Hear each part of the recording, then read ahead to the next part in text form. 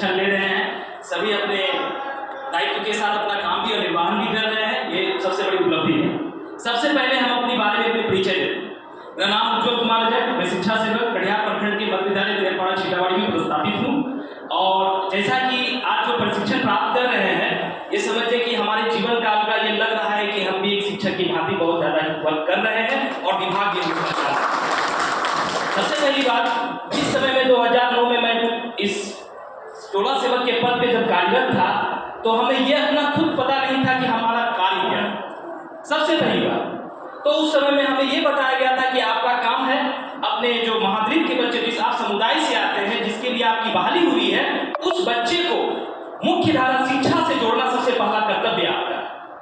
दूसरी बात, उस बच्चे को विद्यालय में ठहराव होनी चाहिए, ये आपका कर्तव्य है। और उस बच्चे की उपस्थिति आपकी कम से कम 70% से ऊपर होनी चाहिए, ताकि आप लगे कि आप जिस समुदाय के लिए बहाल हुए हैं उस समुदाय का जो है विकास हो रहा है। और सरकार का भी ये मुख्य लक्ष्य था और शिक्षा विभाग का इसलिए सबसे ये बड़ा लक्ष्य था कि जो सबसे पहले 2009 में जो साथी बहाल हुए हैं, 12-13 से मैं बहुत सारे साथी का नाम नहीं जानता हूँ, वो साथी जो है सबसे पहले सब शिक्षा के माध्यम से हमारे उत्थान केंद्र के नाम पे वो कार्यरत थे। और वो उनको जो है टोला सेवक ही बोला जाता था, लेकिन उनका काम था सिर्फ बच्चे को पढ़ाना, 1 घंटा प्राथमिक माने कि जो बच्चे को पढ़ने लिखने का ज्ञान देना, 1 घंटा, उसके बाद उसको विद्यालय से जोड़ना। उसके बाद 2013 में हम लोगों का जो है अक्षर आंचल योजना कार्यक्रम में हम लोगों का समायोजन हो गया। समायोजन होने के बाद हम लोगों का नाम टोला सेवक से टोला सेवक ही रह गया। लेकिन बिहार सरकार की जिस तरह से बदलाव होती जा रही है, तो हमारे कार्यों में भी बदलाव होती जा रही है। उसके बाद जिस समय में हम लोगों की बहाल हुई थी, तो कटिहार जिले का साक्षरता दर जो था वो 54.5 था, जो कि 2011 के जनगणना के आधार पर। आज हमारा जनगणना के आधार पे हमारा बिहार में कटिहार जिले की जो उपस्थिति जो लिटरेसी दर है वो हमारा 74 से कुछ प्लस है। ये सबसे बड़ी उपलब्धि और सबसे बड़ा श्रेय यदि बिहार सरकार देती है तो वो हमारे इस साथियों को देती है। दूसरी बात, जिस समय में अभी आप जान रहे हैं कि हमारे विभाग में यहाँ तक पहुंचे हैं, तो हमारे एसएस सर का देन है कि यहाँ तक हम लोग यहाँ तक आए हैं। और हम लोगों का एक जो कार्य दिया है, जो दायित्व दिया है, वो सर भी जान रहे हैं कि इन लोगों का कार्य क्या है और दायित्व क्या है और ये कितने निर्वाह तरीके से कर रहे हैं, ये पूरा बिहार जान रहा है। और आज से ठीक 1 साल 2 साल पहले जिस तरह से मैम ने आज हम लोगों के सामने बोले भी है कि हम पहले जानते भी नहीं थे कि टोला सेवक क्या है, लेकिन आज पूरा बिहार जान रहा है कि टोला सेवक और शिक्षा सेवक क्या है। इसलिए क्योंकि आज टोला सेवक जो है अपने कार्य की यदि व्याख्या करूं तो मैं लगता है कि वो दिन पार हो जाएगा, तो लेकिन काम रह जाएगा हम लोगों के लिए। कुछ दिन पहले भी हमारे एसएस साहब जिस जिला में गए थे, उस जिला में हमने चर्चा भी किया है कि हमें तो लगता है कि आप लोग दिन भर कार्य कर रहे हैं, और ये बात सही है। हमारे ऐसे भी साथी सदन में मौजूद हैं कि सुबह उठते हैं 6:30 बजे तैयार होके अपने क्षेत्र के बच्चों को लेकर, और वो 1 घंटा शिक्षा प्राथमिक शिक्षा देने के बाद वो विद्यालय 9 बजे उपस्थित होते हैं। वो टीचर अवेलेबल हो या ना हो, लेकिन हमारे शिक्षक सबसे पहले शिक्षा सेवक गेट पे खड़े रहते हैं। उसके बाद हमारे बच्चों को साथ उपस्थिति होने के बाद चेतना सत्र में सम्मिलित होते हैं। उसके बाद इधर जो हाल फिलहाल में हम लोगों का जो वेतन वृद्धि हुई है, उसमें आपके लेटर में लिखा हुआ भी है कि आप यदि शिक्षक से शिक्षा विद्यालय में यदि शिक्षक नहीं है तो आप कक्षा 1 और कक्षा 2 को जो है आपको जो है वर्ग कक्षा लेना भी है।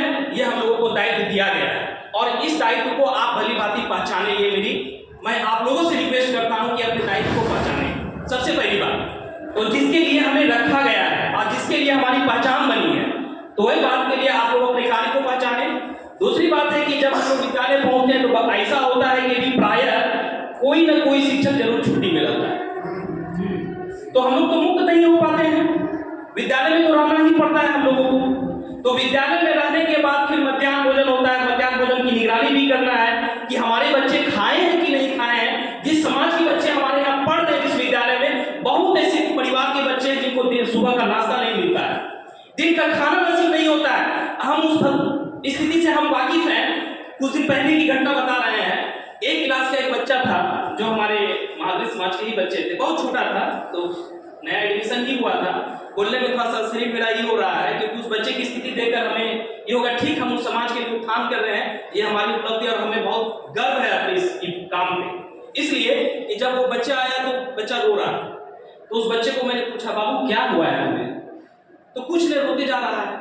मैडम आई, बोले कि उज्ज्वल जी आप ही पूछिए, हमको नहीं समझ में आ रहा। हमने ठीक है मैम हम पूछते हैं, उसको आराम से सहलाते हुए तो पकड़ के बाहर लाए। बोलो बेटा क्या हुआ है? तो बोला कि सर मम्मी नहीं है, हम लोग खाना नहीं खाइए, पेट दर्द करता है। सुन के आत्मा रो दिया। हमको नहीं समझ में आ रहा था कि शरीर मेरा जो है कराने लगा था। हम कुछ नहीं बोले।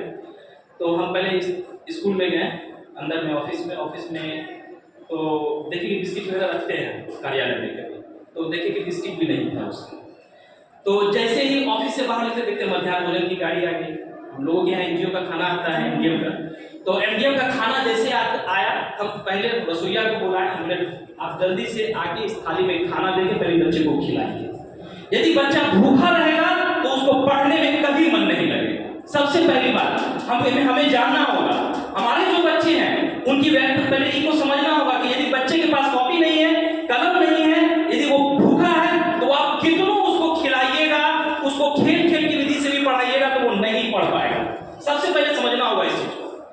तो इस चीज के लिए हम पहले कि अपने जो कार्य है उस दायित्व को समझिए, हमको जिसके लिए रखा गया है उस चीज को भी समझना और उसको निर्वाह भी करना है। उसके बाद आज बिहार सरकार कहीं भी जाती है, किसी मंच पे जाती है तो सबसे पहले हम लोगों का नाम ले लिया जाता है कि आज यदि ड्रॉप आउट यदि रोका गया है तो ये टोला सेवक की देन है। सबसे पहली बात, जिन बच्चों को रोका गया है तो हमारे ये टोला सेवकों की देन है। आज यदि विद्यालय में उपस्थिति बढ़ी है तो ये हमारे टोला सेवक की देन है। आज यदि बिहार में साक्षरता तक बढ़ी है तो हमारे ये टोला सेवक की देन है। तो ये उपलब्धि हम लोगों का है और हमने किया है और करते आ रहे हैं, और बिहार सरकार जितने भी कार्य करेगी हम देने के लिए तैयार है, बशर्ते हम पे सरकार की ध्यान रखें। ये मेरा परिचय है। थैंक यू सर की उमंग और उत्साह ने आप सबको ऊर्जावान भी किया होगा, तो बहुत बढ़िया। जहाँ तक जितना हम जान पाए हैं, आपको अपने समाज के, आप विभिन्न समाज से आए हुए हैं, तो अपने समाज के वैसे बच्चों को जो शिक्षा नहीं प्राप्त कर पाते उनको आपको कलेक्ट करके विद्यालय तक लाना आप सुगम करता है।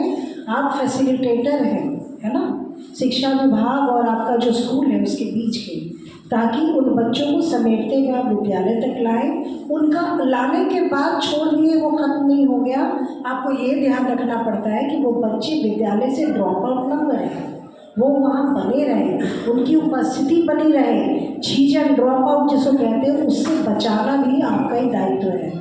और जैसा सर ने कहा कि आपको क्लास, अगर शिक्षक अनुपस्थित हैं तो आपको कक्षा भी लेनी है, और स्कूल जाने से पहले भी 1 घंटे बच्चों को एक तरह से आपको तैयार करना है, एक तरह का प्रिपरेशन कराना है, ताकि वो वातावरण दे देना है ताकि बच्चे वहाँ तक पहुँच सकें।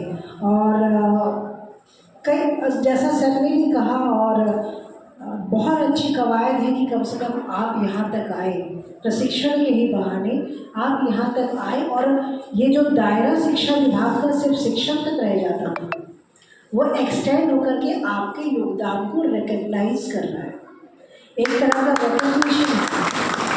और हम लोगों के लिए भी एक आप लोगों से भी जानने का एक मौका है कि आपके दायित्व क्या है। अच्छा, आपकी बहाली किस तरह से होती है?